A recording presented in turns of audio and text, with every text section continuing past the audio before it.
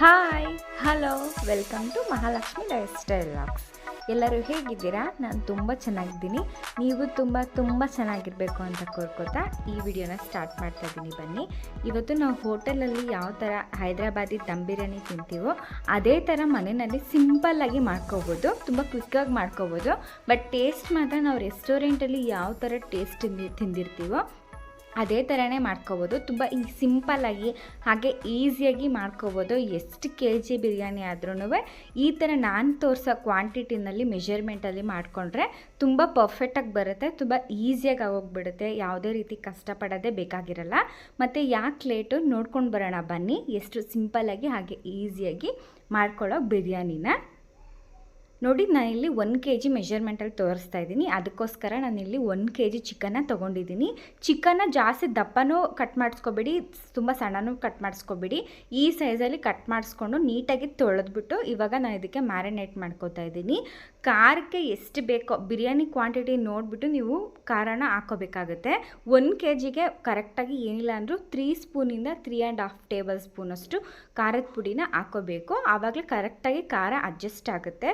ನಾನು ಹೇಳ್ತಾ ಕ್ವಾಂಟಿಟಿ ಮೆಷರ್ಮೆಂಟಲ್ಲಿ ನೀವು ಹಾಕ್ಕೊಳ್ಳಿ. ಹಾಗೆ ಒಂದು ಅರ್ಧ ಟೇಬಲ್ ಸ್ಪೂನಷ್ಟು ಅರಿಶಿನದ ಪುಡಿನ ಹಾಕೋತಾ ಇದ್ದೀನಿ. ಹಾಗೆಯೇ ನಾನಿಲ್ಲಿ ಧನಿಯಾ ಪೌಡರ್ನ ಹಾಕ್ಕೊತಾ ಇದ್ದೀನಿ. ಧನಿಯಾ ಪೌಡರ್ನೂ ಅಷ್ಟೇ ಚಿಕ್ಕ ಟೀ ಸ್ಪೂನಲ್ಲಿ 2 ಟೀ ಸ್ಪೂನಷ್ಟು ಹಾಕ್ಕೊಳ್ಳಿ. ನೀವು ಧನಿಯಾ ಪೌಡರ್ ಎಷ್ಟು ಹಾಕ್ಕೊಂಡಿರ್ತೀರೋ ಅದೇ ಕ್ವಾಂಟಿಟಿನಲ್ಲಿ ಗರಂ ಮಸಾಲನೂ ಹಾಕೋಬೇಕು. ಗರಂ ಮಸಾಲನೂ ಅಷ್ಟೇ 2 ಟೀ ಸ್ಪೂನಷ್ಟು ಹಾಕೋತಾ ಇದ್ದೀನಿ. ಚಿಕ್ಕ ಟೀ ಸ್ಪೂನಲ್ಲಿ 2 ಟೀ ಸ್ಪೂನಷ್ಟು ಹಾಕೋತಾ ಇದ್ದೀನಿ. ಇದನ್ನೆಲ್ಲ ಹಾಕ್ಕೊಂಡು ಇವಾಗ ನಾನು ಮೊಸರನ್ನ ಹಾಕೋತಾ ಇದ್ದೀನಿ. ನೀವು ಕೆ ಜಿ ಮಾಡ್ಕೋಬೇಕು ಅಂದರೆ 1/4 ಲೀಟ್ರ್ ಫುಲ್ಲು ಮೊಸರನ್ನ ಯೂಸ್ ಮಾಡಬೇಕಾಗತ್ತೆ. ನಾವು ಮೊಸರು ಹಾಕ್ಕೊಳ್ಳೋದ್ರಿಂದನೇ ನಾವು ಚಿಕನ್ ಹೋಟೆಲಲ್ಲಿ ತಿಂದಾಗ ಪೀಸಸ್ಸು ತುಂಬ ಸಾಫ್ಟಾಗಿ ತುಂಬ ಜ್ಯೂಸಿಯಾಗಿ ಇರುತ್ತೆ. ಯಾವುದೇ ಕಾರಣಕ್ಕೂ ರಬ್ಬರ್ ಥರ ಎಲ್ಲ ಆಗಿರೋದಿಲ್ಲ ಅಲ್ವಾ. ಅದಕ್ಕೆ ಮೇನ್ ಕಾರಣವೇ ಈ ಥರ ಮೊಸರು. ಅವರು ಮೊಸರನ್ನ ಹಾಕ್ಬಿಟ್ಟು ಈ ಥರ ಎಲ್ಲ ಚೆನ್ನಾಗಿ ಕಲಿಸ್ಬಿಟ್ಟು ಏನಿಲ್ಲ ಅಂದ್ರೂ ನೈಟೇ ಇದನ್ನೆಲ್ಲ ನೀಟಾಗಿ ಕಲಿಸ್ಬಿಟ್ಟು ಅವರು ಫ್ರಿಜ್ಜಲ್ಲಿ ಎತ್ತಿ ಇಟ್ಟಿರ್ತಾರೆ. ನೆಕ್ಸ್ಟ್ ಡೇ ಮಾರ್ನಿಂಗು ಅವ್ರು ಪ್ರಿಪರೇಷನ್ನು ಮಾಡ್ತಾರೆ. ಅದಕ್ಕೋಸ್ಕರನೇ ನಮ್ಗೆ ಚಿಕನ್ ಪೀಸಸ್ಸು ತುಂಬಾ ಚೆನ್ನಾಗಿರುತ್ತೆ. ನೋಡಿ, ಇದನ್ನೆಲ್ಲ ಹಾಕ್ಕೊಂಡು ಲಾಸ್ಟಲ್ಲಿ ನಾನು ರುಚಿಗೆ ತಕ್ಕಷ್ಟು ಉಪ್ಪನ್ನ ಹಾಕೋತಾ ಇದ್ದೀನಿ. ನಾವು ರೈಸ್ ಕುಕ್ ಮಾಡಬೇಕಾದ್ರೂ ಉಪ್ಪು ಹಾಕೋಬೇಕಾಗತ್ತೆ. ಅದಕ್ಕೆ ನಾನಿಲ್ಲಿ ಚಿಕನ್ಗೆ ಎಷ್ಟು ಸಾಕಾಗುತ್ತೋ ಅಷ್ಟು ಉಪ್ಪನ್ನ ಹಾಕ್ಕೊಂಡಿದ್ದೀನಿ. 1.5 ಟೇಬಲ್ ಸ್ಪೂನಷ್ಟು ಕಲ್ಲುಪ್ಪನ್ನ ಹಾಕ್ಕೊಂಡಿದ್ದೀನಿ. ಇದನ್ನೆಲ್ಲ ಹಾಕ್ಕೊಂಡು ನೀಟಾಗಿ ಈ ಥರ ಮಸಾಜ್ ಮಾಡ್ಕೋಬೇಕು. ನಾವು ಎಷ್ಟು ಚಿಕನ್ಗೆ ಮಸಾಜ್ ಮಾಡ್ತೀವೋ ಅಷ್ಟು ಚೆನ್ನಾಗಿ ಚಿಕನ್ಗೆ ಉಪ್ಪು ಖಾರ ನಾವು ಹಾಕಿರೋ ಮಸಾಲೆ ಎಲ್ಲ ಹಿಡಿದು ತುಂಬಾ ಚೆನ್ನಾಗಿ ಮ್ಯಾರಿನೇಷನ್ ಆಗುತ್ತೆ. ನಿಮಗೆ ಟೈಮ್ ಇದ್ದರೆ ಒಂದು 1/2 ಅವರ್ ಆದರೂ ಈ ಥರ ಮ್ಯಾರಿನೇಷನ್ ಮಾಡಿ ಪಕ್ಕಕ್ಕಿಡಿ. ಅಷ್ಟರಲ್ಲಿ ನಾವು ಅದಕ್ಕೆ ಬೇಕಾಗಿರೋ ಟೊಮೆಟೊನಾಗಿರ್ಬೋದು, ಈರುಳ್ಳಿ, ಶುಂಠಿ ಬೆಳ್ಳುಳ್ಳಿ ಪೇಸ್ಟ್ ಅದನ್ನೆಲ್ಲ ಕಟ್ ಮಾಡಿ ಎತ್ತಿಟ್ಕೊಬಿಡ್ಬೋದು. ಇದನ್ನು ಈ ಥರ ಕಲಿಸ್ಬಿಟ್ಟು ಎತ್ತಿಟ್ಕೊಬಿಡಿ. ಇವಾಗ ನಾನು 1/2 ಅವರ್ ಬಿಟ್ಬಿಟ್ಟು ಈ ಬಿರಿಯಾನಿ ಪ್ರಾಸೆಸ್ನ ಸ್ಟಾರ್ಟ್ ಮಾಡ್ತಾಯಿದ್ದೀನಿ. ನೋಡಿ, ಈ ಥರ ಒಂದು ದೊಡ್ಡ ಪಾತ್ರೆನ ಇಟ್ಕೊಳ್ಳಿ. ನೀವು 1 kg ಬಿರಿಯಾನಿ ಮಾಡಬೇಕು ಅಂದರೆ ಏನಿಲ್ಲ ಅಂದರೂ 2 kg ಇರೋ ಪಾತ್ರೆನ ನೀವು ಇಟ್ಕೋಬೇಕಾಗುತ್ತೆ. ಅದನ್ನ ಇಟ್ಕೊಂಡು ಗ್ಯಾಸ್ ಸ್ಟವ್ ಆನ್ ಮಾಡಿಕೊಂಡು ಏನಿಲ್ಲ ಅಂದರೂ ಒಂದು 3 ಟೇಬಲ್ ಸ್ಪೂನಷ್ಟು ಆಯಿಲ್ನ ಹಾಕ್ಕೋಬೇಕು. ನಾನು ಮತ್ತೆ ಲಾಸ್ಟಲ್ಲಿ ತುಪ್ಪ ಹಾಕ್ತಿದ್ದೀನಿ. ಅದಕ್ಕೆ ಒಂದು ಸ್ವಲ್ಪ ಆಯಿಲ್ನ ಕಡಿಮೆನೇ ಯೂಸ್ ಮಾಡ್ಕೋತಾ ಇದ್ದೀನಿ. ನಿಮಗೆ ತುಪ್ಪ ಯೂಸ್ ಮಾಡೋಕ್ಕೆ ಇಷ್ಟ ಇಲ್ಲ ಅಂದರೆ ಇನ್ನೊಂದು 2 ಟೇಬಲ್ ಸ್ಪೂನಷ್ಟು ಎಣ್ಣೆನ ಜಾಸ್ತಿ ಹಾಕ್ಕೋಬೋದು.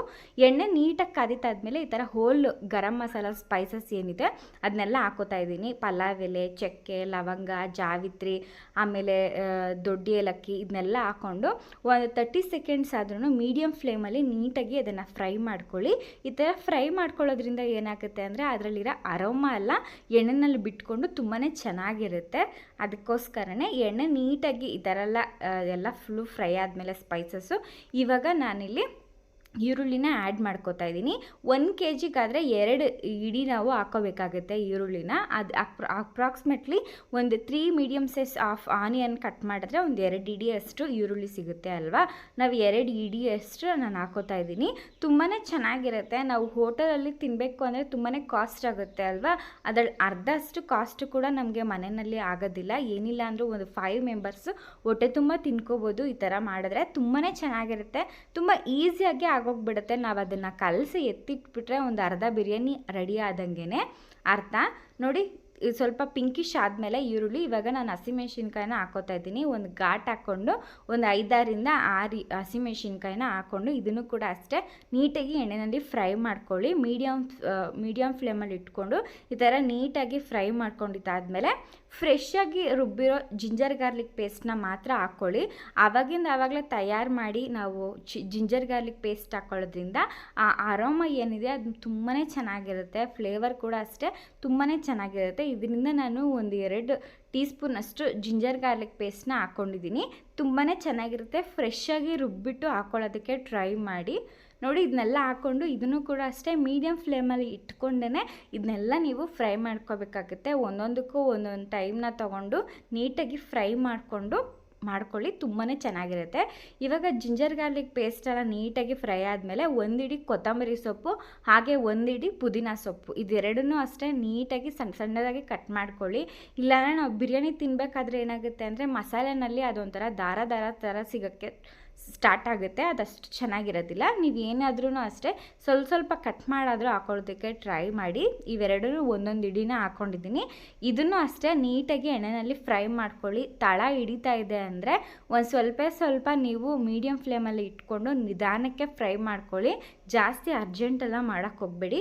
ತುಂಬಾ ಚೆನ್ನಾಗಿರುತ್ತೆ. ನೀವು ಪೇಷನ್ಸಿಂದ ಮಾಡಿದ್ರೆ ನೀವು ತಿನ್ನಬೇಕಾದ್ರೆ ವಾವ್ ಅಪ್ಪ ನಾನು ತೃಪ್ತಿಯಾಗಿ ತಿಂದಿದ್ದೀನಿ ಅನ್ನೋ ಆ ಥರ ಅನಿಸುತ್ತೆ. ನೀವು ಫಾಸ್ಟಾಗಿ ಮಾಡಿಬಿಟ್ರೆ ಟೇಸ್ಟು ಹೆಚ್ಚು ಕಡಿಮೆ ಆಗಿಬಿಡುತ್ತೆ, ಅಷ್ಟು ಚೆನ್ನಾಗಿರೋದಿಲ್ಲ. ನೋಡಿ, ಆಲ್ಮೋಸ್ಟ್ ಇದು ಕೊತ್ತಂಬರಿ ಸೊಪ್ಪು ಹಾಗೆ ನಾವು ಪುದೀನ ಸೊಪ್ಪು ಇದೆಲ್ಲ ಫ್ರೈ ಆಗಿದೆ ಅಲ್ವಾ. ಇವಾಗ ನಾನು ಟೊಮೆಟೊನ ಕಟ್ ಮಾಡಿ ಹಾಕೋತಾ ಇದ್ದೀನಿ. ಟೊಮೆಟೊನು ಕೂಡ ಅಷ್ಟೇ ಒಂದು 3 ಹಿಡಿಯಷ್ಟು ಟೊಮೆಟೊನ ಬೇಕಾಗುತ್ತೆ. ಅಪ್ರಾಕ್ಸಿಮೇಟ್ಲಿ ನಾನೊಂದು 5-4 ಟೊಮೆಟೊನ ನಾಟಿ ಟೊಮೆಟೊನ ತೊಗೊಂಡು ಈ ಥರ ಉದ್ದುದ್ದಕ್ಕೆ ಕಟ್ ಮಾಡಿ ನಾನು ಹಾಕೋತಾ ಇದ್ದೀನಿ. ಉದ್ದುದ್ದಕ್ಕೆ ಕಟ್ ಮಾಡಿದ್ರೆ ಏನಾಗುತ್ತೆ, ಅದು ಸ್ವಲ್ಪ ಸಿಪ್ಪೆ ಥರ ಸಿಗುತ್ತಲ್ವ, ಅದು ನೀಟಾಗಿ ನಾವು ಪಕ್ಕಕ್ಕೆ ಎತ್ತಿಡ್ಬೋದು. ನಿಮ್ಗೆ ಅದು ಇಷ್ಟ ಇಲ್ಲ ಅಂದರೆ ಬೇಕಾದ್ರೆ ಸಣ್ಣಗಾದರೂ ಕಟ್ ಮಾಡಿ ಹಾಕ್ಕೋಬೋದು. ಏನಿಲ್ಲ ಅಂದರೂ ಒಂದು 4 ಹಿಡಿಯಷ್ಟು ನೀವು ಹಾಕ್ಕೋಬೇಕಾಗತ್ತೆ ಟೊಮೆಟೊ ಹಣ್ಣ. ನೀವು ಹೈದ್ರಾಬಾದಿ ದಮ್ ಬಿರಿಯಾನಿಯಲ್ಲಿ ನೋಡಿದ್ರೆ ನೀವು ಅವರು ಟೊಮೆಟೊನ ಸ್ಕಿಪ್ಪೇ ಮಾಡಿಬಿಡ್ತಾರೆ. ಅದು ತುಂಬಾ ಚೆನ್ನಾಗಿರೋದಿಲ್ಲ, ನನಗದು ಇಷ್ಟನೂ ಆಗೋದಿಲ್ಲ. ಈ ಥರ ಟೊಮೆಟೊನ ಹಾಕ್ಕೊಳ್ಳೋದ್ರಿಂದ ಇನ್ನೂ ಒಂದು ಸ್ವಲ್ಪ ಚೆನ್ನಾಗಿ ಫ್ಲೇವರು ಆ್ಯಡ್ ಆಗುತ್ತೆ. ತುಂಬಾ ಚೆನ್ನಾಗಿರುತ್ತೆ. ಈ ಥರ ಒಂದ್ಸರಿ ನೀವು ಇದನ್ನು ಮನೆಯಲ್ಲಿ ಟ್ರೈ ಮಾಡಿದ್ರೆ ಅಂದರೆ ನೀವು ಎಷ್ಟು kg ಬೇಕಾದ್ರೂ ಈಸಿಯಾಗಿ ಮಾಡ್ಕೊತೀರಾ. ಅಷ್ಟು ಸಿಂಪಲ್ಲಾಗಿರುತ್ತೆ, ತುಂಬಾ ಟೇಸ್ಟಿಯಾಗಿರುತ್ತೆ. ತಿಂದವರೆಲ್ಲ ವಾವ್ ಎಷ್ಟು ಚೆನ್ನಾಗಿದೆ ಬಿರಿಯಾನಿ ಅಂತ ತಿಂದ್ಕೊಂಡು ಹೋಗ್ತಾರೆ, ಅಷ್ಟು ಚೆನ್ನಾಗಿರುತ್ತೆ.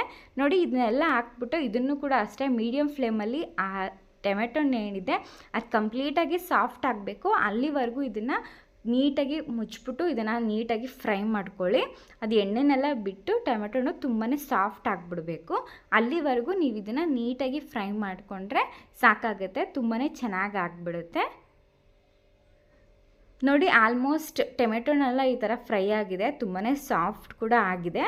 ನಾನಿವಾಗ ಆವಾಗಲೇ ಮ್ಯಾರಿನೇಟ್ ಮಾಡಿ ಇಟ್ಕೊಂಡಿದ್ನಲ್ವ ಚಿಕನ್ನು, ಅದು ತುಂಬಾ ಚೆನ್ನಾಗಿ ಮ್ಯಾರಿನೇಟ್ ಆಗಿರುತ್ತೆ. ಇವಾಗ ನಾನು ಆ ಚಿಕನ್ನ ಇದಕ್ಕೆ ಹಾಕೋಬೇಕಾಗುತ್ತೆ. ತುಂಬಾ ಚೆನ್ನಾಗಿ ಮ್ಯಾರಿನೇಟ್ ಮಾಡಿದ್ರೆ ಬಿರಿಯಾನಿ ತುಂಬಾ ಚೆನ್ನಾಗಿರುತ್ತೆ.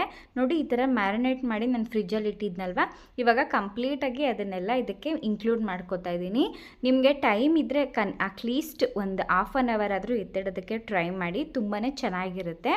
ಅದರಲ್ಲೂ ಕೂಡ ಈ ಥರ ಮೆಷರ್ಮೆಂಟ್ ಮಾಡಿ ನಾವು ಬಿರಿಯಾನಿ ಮಾಡಿಕೊಂಡ್ರೆ ತುಂಬಾ ಈಸಿಯಾಗಿ ತುಂಬಾ ಪರ್ಫೆಕ್ಟಾಗಿ ನಾವು ರೆಡಿ ಮಾಡ್ಕೋಬೇಕಾಗುತ್ತೆ. ತುಂಬಾ ಚೆನ್ನಾಗಿ ರೆಡಿಯಾಗಿರುತ್ತೆ, ತುಂಬ ಫ್ಲೇವರ್ಫುಲ್ಲಾಗಿರುತ್ತೆ. ನೋಡಿ, ನಾನು ಕಂಪ್ಲೀಟಾಗಿ ಇದನ್ನು ಹಾಕ್ಕೊಂಡು ಇದನ್ನು ಕೂಡ ಅಷ್ಟೇ ಮೀಡಿಯಮ್ ಫ್ಲೇಮಲ್ಲಿ ಏನಿಲ್ಲ ಅಂದರೂ ಒಂದು 15 ಮಿನಿಟ್ಸ್ ಕುಕ್ ಮಾಡಿಕೊಂಡ್ರೆ ಸಾಕಾಗುತ್ತೆ. ಅಷ್ಟರಲ್ಲಿ ನಾವು ಚಿಕನ್ನ ನೀಟಾಗಿ ಕುಕ್ ಮಾಡ್ಕೋಬೋದು. ಯಾಕಂದರೆ ಆಲ್ಮೋಸ್ಟ್ ಅದು ಮ್ಯಾರಿನೇಟ್ ಮಾಡಿ ತುಂಬಾ ಸಾಫ್ಟಾಗಿರುತ್ತಲ್ವ ಚಿಕನ್ನು. ಇವಾಗ ಒಂದು 15 ಮಿನಿಟ್ಸ್ ಇದನ್ನು ಕುಕ್ ಮಾಡಿಕೊಂಡ್ರೆ ನೀಟಾಗಿ ಅದು ಕುಕ್ ಆಗಿಬಿಡುತ್ತೆ. ನಾವು ಬಿರಿಯಾನಿ ಮಾಡೋಷ್ಟರಲ್ಲಿ ಅಂದರೆ ಅಕ್ಕಿ ಬೇಯೋಷ್ಟರಲ್ಲಿ ಈ ಥರ ಚಿಕನ್ನು ಕೂಡ ತುಂಬಾ ಚೆನ್ನಾಗಿ ಬೆಂದ್ಕೊಳ್ಳುತ್ತೆ. ಅದಕ್ಕೋಸ್ಕರನೇ ನೋಡಿ, ಇದನ್ನು ನೀಟಾಗಿ ಇದನ್ನು ಮಿಕ್ಸ್ ಮಾಡಿಬಿಟ್ಟು ಟೊಮೆಟೊ ನಾವು ಹಾಕಿರೋ ಈರುಳ್ಳಿ ಜೊತೆ ನೀಟಾಗಿ ಮಿಕ್ಸ್ ಮಾಡಿಬಿಟ್ಟು ಇದನ್ನು ಕ್ಲೋಸ್ ಮಾಡಿ ಏನಿಲ್ಲ ಅಂದರೆ ಒಂದು 15 ಮಿನಿಟ್ಸ್ ಇದನ್ನು ಬೇಯಕ್ಕೆ ಬಿಡಿ. ತುಂಬಾ ಚೆನ್ನಾಗಿರುತ್ತೆ, ತುಂಬ ಫಟಾಫಟಾಗಿ ರೆಡಿ ಆಗುತ್ತೆ. ತುಂಬಾ ನಾವು ಬಿರಿಯಾನಿ ಮಾಡೋದಂದರೆ ತುಂಬಾ ಕಷ್ಟ ಅಂತ ಅನಿಸ್ತಾ ಇರುತ್ತೆ ಅಲ್ವಾ. ಈ ಥರ ಪರ್ಫೆಕ್ಟಾಗಿ ಮಾಡೋದಕ್ಕೆ ಟ್ರೈ ಮಾಡಿ, ತುಂಬಾ ಈಸಿಯಾಗಿ ಮಾಡ್ಕೋಬೋದು. ಅದನ್ನು ಮುಚ್ಚಿಟ್ಬಿಟ್ಟು ನಾನಿಲ್ಲಿ ಬಿರಿಯಾನಿಗೆ ಅಕ್ಕಿ ಬೇಯಿಸ್ಕೊಳ್ಳೋಕ್ಕೆ ನಾನಿಲ್ಲಿ ನೀರು ಇಟ್ಕೊಂಡಿದ್ದೀನಿ. ನಾನು 1 kg ಚಿಕನ್ ತೊಗೊಂಡ್ರೆ 3/4 kg ಮಾತ್ರ ನಾನಿಲ್ಲಿ ರೈಸ್ ತೊಗೊಂಡಿದ್ದೀನಿ. 3/4 kgಗೆ ಏನಿಲ್ಲ ಅಂದ್ರೂ 1.5 ಲೀಟ್ರಷ್ಟು ನಾವು ನೀರನ್ನ ಹಾಕ್ಕೋಬೇಕಾಗುತ್ತೆ. 1.5 ಲೀಟ್ರಷ್ಟು ನೀರನ್ನ ಹಾಕ್ಕೊಂಡು ನೀಟಾಗಿ ಇದನ್ನು ನಾವು ಶಹಜೀರನ ಹಾಕ್ಕೊಳ್ಳಿ. ಶಹಜೀರ ಹಾಕ್ಕೊಳ್ಳೋದ್ರಿಂದ ತುಂಬಾ ಚೆನ್ನಾಗಿರುತ್ತೆ.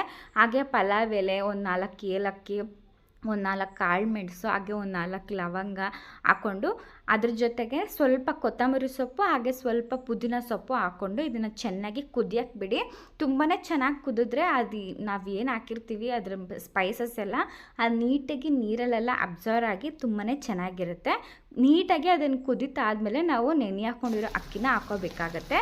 ನೋಡಿ ನೀಟಾಗಿ ಕುದೀತಾ ಇದೆ. ನಾನು ಆಲ್ರೆಡಿ 1/2 hour ಮುಂದೆನೇ ಅಕ್ಕಿನಲ್ಲಿ ನೀರನ್ನ ನೆನೆ ಹಾಕ್ಕೊಂಡಿದ್ದೆ. ಇವಾಗ ಅದನ್ನೆಲ್ಲ ಔಟ್ ಮಾಡಿ ನಾನು ಅಕ್ಕಿನ ಹಾಕೋತಾ ಇದ್ದೀನಿ. ನಾನಿಲ್ಲಿ ಅಕ್ಕಿನ ಬುಲೆಟ್ ರೈಸಲ್ಲಿ ಮಾಡ್ಕೋತಾ ಇದ್ದೀನಿ. ಅದಾದರೆ ತುಂಬಾ ಉದ್ರುದ್ರಾಗಿ ಬರುತ್ತೆ. ನಮಗೊಂದು ಸ್ವಲ್ಪ ನೀರು ಹೆಚ್ಚು ಕಡಿಮೆ ಆದ್ರೂ ತುಂಬ ಮೆತ್ತಗೂ ಆಗೋದಿಲ್ಲ, ಹಾಗೆ ಗಟ್ಟಿಗೂ ಆಗೋದಿಲ್ಲ, ತುಂಬ ಪರ್ಫೆಕ್ಟಾಗಿ ಆಗುತ್ತೆ. ನೀವು ಫಸ್ಟ್ ಟೈಮ್ ಬಿರಿಯಾನಿ ಟ್ರೈ ಮಾಡ್ತಾ ಇದ್ದೀರಾ ಅಂದರೆ ನೀವು ಬುಲೆಟ್ ರೈಸಲ್ಲಿ ಮಾಡೋದಕ್ಕೆ ಟ್ರೈ ಮಾಡಿ. ತುಂಬಾ ಪರ್ಫೆಕ್ಟಾಗಿ ಬರುತ್ತೆ. ನೀವು ಒಂದು 2-3 ಸರಿ ಬುಲೆಟ್ ರೈಸಲ್ಲಿ ಮಾಡಿದ್ದಾದ್ಮೇಲೆ ನೀವು ಬೇಕಾದರೆ ನೀವು ಬಾಸುಮತಿ ರೈಸಲ್ಲಿ ಪ್ರಿಪೇರ್ ಮಾಡ್ಕೊಳ್ಳಿ.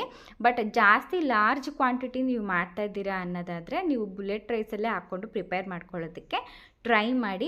ಯಾಕಂದರೆ ಅದು ಸ್ವಲ್ಪ ಹೆಚ್ಚು ಕಡಿಮೆ ಆದ್ರೂ ತುಂಬಾ ಚೆನ್ನಾಗಿರುತ್ತೆ, ಏನೂ ಡ್ಯಾಮೇಜ್ ಆಗೋದಿಲ್ಲ. ಬಟ್ ಬಾಸುಮತಿ ರೈಸ್ ಆ ಥರ ಅಲ್ಲ, ಒಂದು ಸ್ವಲ್ಪ ಹೆಚ್ಚು ಕಡಿಮೆ ಆದ್ರೂ ಕೂಡ ರೈಸ್ ಎಲ್ಲ ತುಂಬ ಮೆತ್ತಗೆ ಆಗೋಗ್ಬಿಡುತ್ತೆ, ತುಂಬಾ ಚೆನ್ನಾಗಿರೋದಿಲ್ಲ. ಅದಕ್ಕೋಸ್ಕರನೇ ನೀವು ಜಾಸ್ತಿ ಕ್ವಾಂಟಿಟಿನಲ್ಲಿ ಮಾಡ್ತಾಯಿದ್ದೀರಾ ಅಂದರೆ ಖಂಡಿತವಾಗ್ಲೂ ನೀವು ಬುಲೆಟ್ ರೈಸ್ನ ಹಾಕ್ಕೊಳ್ಳೋದಕ್ಕೆ ಟ್ರೈ ಮಾಡಿ. ನೀವು ಇದನ್ನೆಲ್ಲ ಹಾಕ್ಕೊಂಡು ಹೈ ಫ್ಲೇಮಲ್ಲೇ ಇದನ್ನು ಇಟ್ಕೊಂಡು ನೀಟಾಗಿ ಬೇಯಿಸ್ಕೋಬೇಕಾಗುತ್ತೆ. ಎಷ್ಟು ಬೇಯಿಸ್ಕೋಬೇಕು ಅಂದರೆ ಒಂದು 50% ಆದರೆ ಸಾಕಾಗುತ್ತೆ. ನಾವು ಈ ಥರ ಕಟ್ ಮಾಡಿ ನೋಡಿದ್ರೆ ಒಳಗಡೆ ಇನ್ನೂ ಅಕ್ಕಿ ಹಂಗೆ ಇರಬೇಕು. ಅಷ್ಟಾದರೆ ನೀವು ನೀಟಾಗಿ ಕಂಪ್ಲೀಟಾಗಿ ಬಸ್ಕೋಬೇಕಾಗುತ್ತೆ. ನೋಡಿ ಆಲ್ಮೋಸ್ಟ್ ಇದು 50% ರೆಡಿ ಆಗೋಯಿತು. ನೋಡಿ ಮೇಲ್ಗಡೆ ಎಲ್ಲ ಒಂದು ಸ್ವಲ್ಪ ಮೆತ್ತಗಿರುತ್ತೆ, ಬಟ್ ಒಳಗಡೆ ನಾವು ಕಟ್ ಮಾಡಿ ನೋಡಿದ್ರೆ ಅದು ಅಕ್ಕಿ ಥರ ಹಂಗೆ ಇರಬೇಕು, ದಿಂಡು ಥರ ಹಂಗೆ ಇರಬೇಕು. ಆ ಥರ ಆದಮೇಲೆ ನಾವಿವಾಗ ಇದನ್ನು ಬಸ್ಕೋಬೇಕಾಗುತ್ತೆ. ಬಸ್ಕೊಂಡು ಇಮಿಡಿಯೇಟಾಗಿ ನಾವು ಏನು ಚಿಕನ್ನ ಪ್ರಿಪೇರ್ ಮಾಡ್ಕೊಂಡಿದ್ವಿ ಅದಕ್ಕೆ ಮಿಕ್ಸ್ ಮಾಡ್ಕೋಬೇಕಾಗತ್ತೆ. ನೋಡಿ ಇಷ್ಟಾದರೆ ಸಾಕು. ನಾನು ಇದನ್ನು ಒಂದು ಸ್ಟ್ರೈನರಲ್ಲಿ ಇಟ್ಕೊಂಡು ನಿಧಾನಕ್ಕೆ ಈ ಥರ ನಾನು ಬಸ್ಕೋತಾ ಇದ್ದೀನಿ. ನೀವು ಈಸಿಯಾಗಿ ಹಾಕ್ಕೋಬೇಕು ಅಂದರೆ ಈ ಥರ ಬಸ್ಕೊಳ್ಳೋದಕ್ಕೆ ಟ್ರೈ ಮಾಡಿ. ನೋಡಿ ಇದನ್ನು ಬಸ್ಕೊಂಡಾಗಿದೆ. ಇವಾಗ ನಾನು ಇಮಿಡಿಯೇಟಾಗಿ ನಾವು ಆಲ್ರೆಡಿ ಚಿಕನ್ನ ಪ್ರಿಪೇರ್ ಮಾಡಿ ಇಟ್ಕೊಂಡಿದ್ವಲ್ವ ಅದನ್ನು ಕೂಡ ಒಂದು 15 ಮಿನಿಟ್ಸ್ ಆಗಿದೆ. ನೋಡಿ ಎಷ್ಟು ಚೆನ್ನಾಗಿ ಬೆಂದಿದೆ ಅಲ್ವಾ. ಚಿಕನ್ನು ಕೂಡ ಅಷ್ಟೇ ಒಂದು 15 ಮಿನಿಟ್ಸ್ಗೆಲ್ಲ ತುಂಬಾ ಚೆನ್ನಾಗಿ ಪ್ರಿಪೇರ್ ಆಗೋಗ್ಬಿಡುತ್ತೆ ಗ್ರೇವಿ. ನೋಡಿ ಇಷ್ಟು ವಾಟರ್ ಅನ್ನೋದು ಇರಬೇಕು. ಇಷ್ಟು ವಾಟರ್ ಅನ್ನೋದು ಇದ್ರೇ ನಾವು ಅಕ್ಕಿ ಹಾಕಿದಾಗ ಇನ್ನೂ 50% ಬೇಯೋದಕ್ಕೆ ಈ ನೀರು ಸಾಕಾಗುತ್ತೆ. ನಾನಿವಾಗ ಇಮಿಡಿಯೇಟಾಗಿ ನಾನು ಬಸ್ತಿಟ್ಕೊಂಡಿದ್ನಲ್ವ ಎಲ್ಲ ರೈಸು ಇದನ್ನು ಕಂಪ್ಲೀಟಾಗಿ ಹಾಕೋತಾ ಇದ್ದೀನಿ. ತುಂಬಾ ಚೆನ್ನಾಗಿರುತ್ತೆ. ಒಂದ್ಸರಿ ಈ ಥರ ಈಸಿಯಾಗಿ ಮಾಡ್ಕೊಂಡ್ಬಿಟ್ರೆ ಪ್ರತಿ ಸರಿ ನೀವು ಬಿರಿಯಾನಿ ಮಾಡಬೇಕು ಅಂದರೂ ಕೂಡ ಇದೇ ಥರ ಈಸಿಯಾಗಿ ನೀವು ಹೋಮ್ ಮೇಡ್ ದಮ್ ಬಿರಿಯಾನಿನ ಮಾಡ್ಕೋಬೋದು. ನೋಡಿ ನಾನು ಕಂಪ್ಲೀಟಾಗಿ ಎಲ್ಲ ರೈಸನ್ನು ಹಾಕ್ಕೊಬಿಟ್ಟಿದ್ದೀನಿ.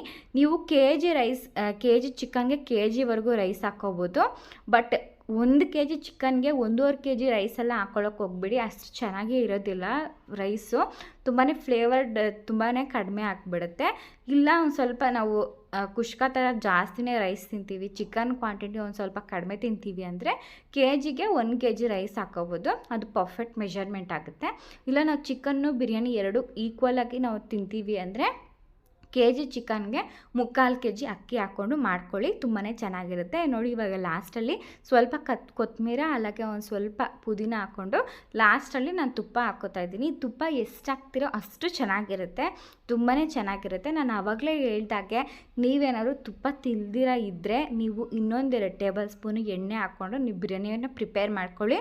ಲಾಸ್ಟಲ್ಲಿ ನಾವು ಏನು ಬಸ್ತಿಟ್ಕೊಂಡಿರ್ತೀವಲ್ವ ನೀರು, ಆ ನೀರಲ್ಲಿ ಒಂದು ಚಿಕ್ಕ ಟೀ ಕುಡಿಯೋ ಲೋಟದಷ್ಟು ನೀವು ಸುತ್ತ ನೀರು ಹಾಕ್ಕೊಂಡ್ರೆ ಅದು ಪರ್ಫೆಕ್ಟಾಗಿ ಆಗೋಗ್ಬಿಡುತ್ತೆ. ನೀವು ತುಪ್ಪ ತಿನ್ನೋರಾದರೆ ಒಂದು 5 ಸ್ಪೂನ್ ಆದ್ರೂ ತುಪ್ಪ ಹಾಕ್ಕೊಂಡು ಈ ಥರ ಒಂದು ಪ್ಲೇಟ್ ಮುಚ್ಚಿ ನಾವು ಲಾಸ್ಟಲ್ಲಿ ಏನು ಬಸ್ತಿರ್ತೀವಿ ಆ ನೀರನ್ನ ಮತ್ತೆ ಮೇಲ್ಗಡೆ ಇಟ್ಟು ಮೀಡಿಯಮ್ ಫ್ಲೇಮಲ್ಲ ಫುಲ್ಲು ಲೋ ಫ್ಲೇಮಲ್ಲಿ ಇಟ್ಕೊಬಿಡ್ಬೇಕು. ಫುಲ್ಲು ಲೋ ಫ್ಲೇಮಲ್ಲಿ ನೋಡಿ ಈ ಥರ ಲೋ ಫ್ಲೇಮಲ್ಲಿ ಇಟ್ಟು ಏನಿಲ್ಲ ಅಂದ್ರೂ ಒಂದು 15 ಮಿನಿಟ್ಸ್ ಇದನ್ನು ಲೋ ಫ್ಲೇಮಲ್ಲೇ ಕುಕ್ ಮಾಡ್ಕೋಬೇಕು.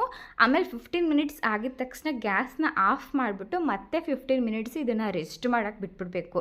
ಅಂದರೆ ಮತ್ತೆ ಏನು ಓಪನ್ ಮಾಡೋದಾಗಲಿ ಏನು ಕೈ ಹಾಕಬಾರ್ದು. ಆಮೇಲೆ 15 ಮಿನಿಟ್ಸ್ ಆದಮೇಲೆ ಇದನ್ನು ನೀಟಾಗಿ ಒಂದು ದೊಡ್ಡ ಪಾತ್ರೆಗೋ ಇಲ್ಲ ತುಂಬಾ ಸ್ವಲ್ಪ ಒಂದು ಓಪನ್ ಮಾಡಿ ಇಟ್ಬಿಟ್ರೆ ಅದರಲ್ಲಿ ಆವಿರಿ ಏನಿರುತ್ತೋ ಅದೆಲ್ಲ ನೀಟಾಗಿ ಹೋಗ್ಬಿಡುತ್ತೆ. ಆವಾಗ ನೀವು ಫುಲ್ಲು ಕೆಳಗಡೆಯಿಂದ ನೀವು ನಿಧಾನಕ್ಕೆ ಮಿಕ್ಸ್ ಮಾಡ್ಕೊಳ್ಳಿ.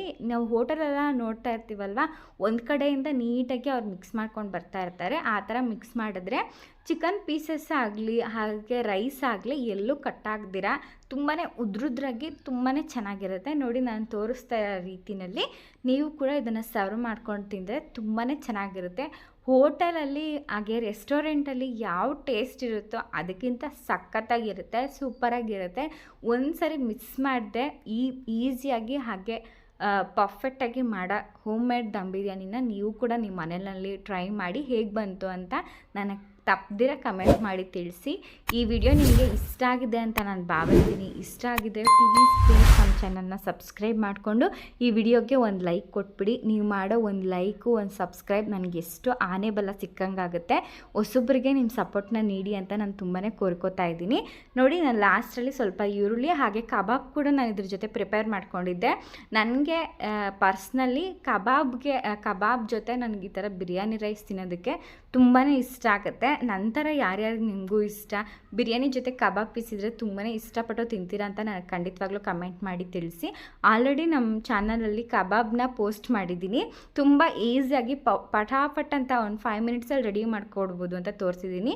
ಖಂಡಿತವಾಗ್ಲೂ ಅದನ್ನು ಕೂಡ ನೋಡಿ ಪರ್ಫೆಕ್ಟಾಗಿ ಬೆಂದಿದೆ. ರೈಸ್ ಕೂಡ ಅಷ್ಟೇ, ಹಾಗೆ ಚಿಕನ್ ಕೂಡ ಅಷ್ಟೇ ತುಂಬಾ ಸಾಫ್ಟಾಗಿ ಜ್ಯೂಸಿಯಾಗಿರುತ್ತೆ. ಖಂಡಿತವಾಗ್ಲೂ ಈ ಥರ ಈರುಳ್ಳಿ ಆಗಿರ್ಬೋದು, ಹಾಗೆ ಕಬಾಬ್ ಆಗಿರ್ಬೋದು, ಲೆಮನ್ ಆಗಿರ್ಬೋದು, ಇದನ್ನೆಲ್ಲ ಇಟ್ಕೊಂಡು ಪರ್ಫೆಕ್ಟಾಗಿ ನೀವು ಕೂಡ ಈ ಸಂಡೇನಲ್ಲಿ ಎಂಜಾಯ್ ಮಾಡಿ. ಯಾರಾದರೂ ಗೆಸ್ಟ್ ಬಂದಾಗಲೂ ಕೂಡ ಅಷ್ಟೇ ಫಟಾಫಟಾಗಿ ಇದನ್ನು ರೆಡಿ ಮಾಡಿಕೊಟ್ಬಿಡಿ, ಅವ್ರು ನಿಮ್ಮ ತುಂಬ ಚೆನ್ನಾಗಿ ಮೆಚ್ಕೊತಾರೆ.